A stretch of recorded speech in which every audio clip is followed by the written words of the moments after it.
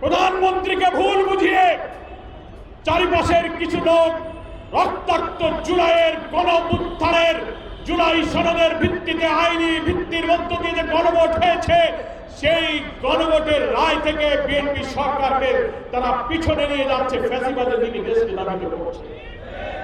আজকে গণমিছিল পূর্বে সমাবেশে জামাত ইসলামীর পক্ষ থেকে আমরা পরিষ্কার বলতে চাই, আমাদের নেতা leader of the opposition doctor Shafiqur Rahman পার্লামেন্টে বলেছেন, এত সহস্র শহীদের রক্তে ভেজা জুলাই সনদের ভিত্তিতে যে গণভোট হয়েছে ৭০% মানুষের রায়ের সাথে আপনারা বেইমানি করতে পারেন, আমরা বেইমানি করতে পারি।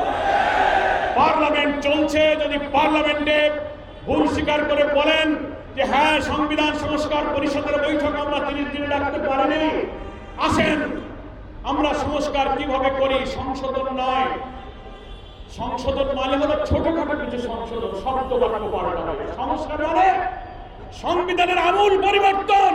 52 বছরের সংবিধানের বাকশালী সংবিধানে যে ফ্যাসিবাদ তৈরি হয়েছে, রাষ্ট্রের প্রত্যেকটি অর্গানে দুর্নীতি, ভিন্নবাদ, দলীয়করণ এবং প্রধানমন্ত্রী অসীম ক্ষমতার এই কর্তৃত্ববাদী সাংবিধানিক মৌলিক কাঠামোকেই আমাদেরকে পরিবর্তন করতে হবে। এটা পার্লামেন্টের সংশোধন করে হবে না, এটার জন্য প্রেসিডেন্সিয়াল অর্ডারে যে সংস্কার পরিষদ গঠিত হয়েছে এমপিদেরকে ওখানেই শপথ নিতে হবে। জামাত সহ 11 দলের লোকেরা শপথ নিয়েছে, বিএনপি সেই পরিষদের শপথও তারা গ্রহণ করে। তারা কথা দিয়ে কথা রাখলো না। ওনারা জামাতকে বলেন জামাত মুনাফিকি করতেছে, বেঈমানি করতেছে। এতগুলো কথা দিয়ে কথা না রেখে জুলাইয়ের রক্তের সাথে দ্বিচারিতা করা, এটা মুনাফিকি বলবো না, এটাকে কি ইমানদারি বলবো আমরা?